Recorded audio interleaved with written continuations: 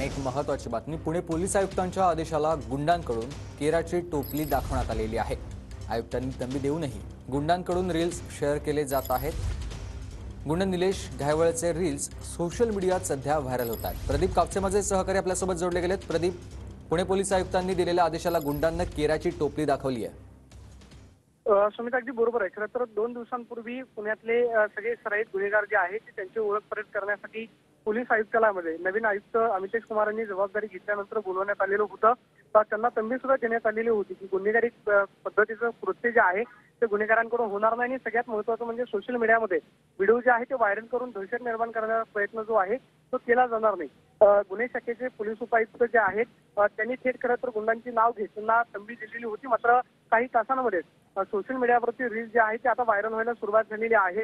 रील्सच्या माध्यमातून दहशत निर्माण करण्याचा प्रयत्न करू नये हे वारंवार पोलिसांकडून सांगितलं असून सुद्धा आणि पोलीस आयुक्तालयामधून बोलवून तंबी दिल्यानंतर सुद्धा सोशल मीडियामध्ये रील्स जे आहे ते व्हायरल होत आहेत। त्यामुळे पोलीस आयुक्तांनी जे आदेश दिलेले होते त्याला कुठेतरी गुंडांकडून केराची टोपली दाखवली जाते हे पाहायला मिळतं। नक्कीच, धन्यवाद तुम्ही दिलेल्या सविस्तर माहितीसाठी।